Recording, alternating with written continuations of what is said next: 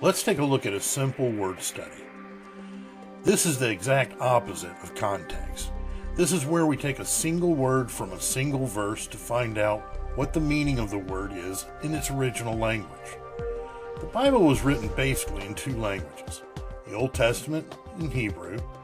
This is the only language that once was dead and only used by scholars to study the Old Testament, that now is a national language of Israel. It was revived with the birth of Israel after World War II. The New Testament is in Greek. There is a third language, Aramaic. Now, there's a huge debate on which books or passages were written in this language. However, we won't get into that. Frankly, the debate is about as boring as you can imagine. So we'll stick with Hebrew and Greek. There is a common word that is thrown around by Christians all over the world, especially evangelicals, of which I'm one. And that word is saved. Everyone has heard someone say, "I am saved."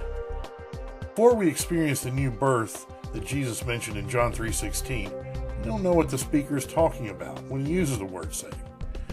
It's a peculiar old word that only has meaning in the context of a person's life experience. Before we do, I need to introduce you to a couple of Bible study reference books. I probably should have shared this before, but some have asked, where do I find the books and the Bibles in my collection? Since the early 1980s, I've bought most of my books from Christian book distributors. I've put the link in the description below. No, I'm not getting paid to say this. I've just been a customer for a long time before the internet when I ordered from a mailed catalog. These are the first two reference books that I bought not long after Jesus changed my life when I was 18. The first is Vine's Dictionary. You can probably get one for $12 or less. The next is Strong's Exhaustive Concordance.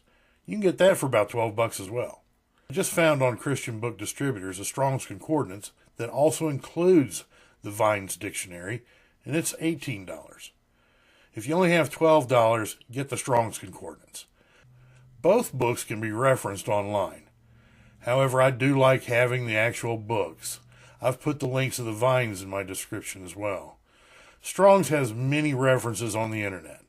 None of them are equal to the actual book volume. Now let's go back to the book of John, except this time chapter 12, the 47th verse. Jesus talking to his followers not long before he went to Jerusalem where he would be killed on the cross. He said to them, "If any man hear my words and believe not, I judge him not, for I came not to judge the world, but to save the world." It's the word save that we want to see how it is defined in the original language. Both Vines and Strong's work like dictionaries. The words are in alphabetical order. Let's start with a Strong's Concordance.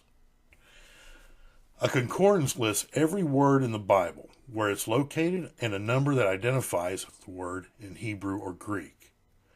Strong's is an exhaustive concordance. That means every word, even small words. So, let's go to the word save. When you get to the word save, you'll see that it includes past tense versions of it, or other tenses. Then there is a list of Bible passages, everywhere that word is used. Go down the list till you reference John 12:47. To the right, there's the number, 4,982, or 4982. This is the Strong's reference number. Strong's reference numbers are so popular that other reference books on the market will contain these same numbers. The next step is go to the back of the concordance and you'll find two dictionaries with numbered words. The first is Hebrew for the Old Testament words. John is in the New Testament, so we'll go to the Greek dictionary. Find the number 4982. Next to the number, we see the Greek word sozo. It's defined as to save, rescue, deliver, to heal, and by extension, to be in right relationship with God, with the implication that the condition before salvation was one of grave danger or distress. Now let's look at Vines. Vines is just like a dictionary. You just go to the word save. Now, in my old Vines book, there are no references to Strong's. In newer versions, they actually have the Strong's number next to it.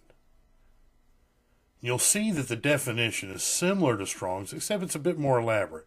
There's more references to other verses and passages, but there's not all the references as Strong's Concordance has. But there are a lot of them. The definitions are essentially the same, just a little bit more is added. Let's stick with our Strong's definition to help us with this verse. The reason I like Strong's is there are many other tools in the volume. Plus the definitions are more concise and there's no commentary. Now that we have our definition, and we'll use Strong's because it is concise, let's look at our same passage with other alternatives.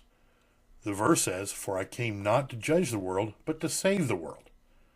Or we could say, "For I came not to judge the world, but to rescue the world." Or to deliver the world. Or to even heal the world.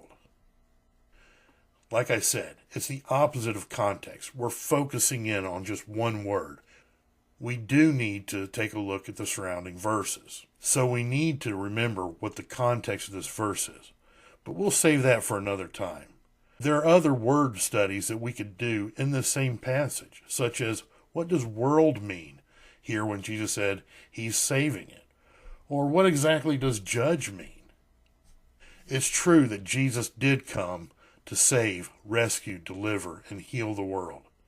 Finding out what exactly that means to me and you is part of this great adventure we've begun.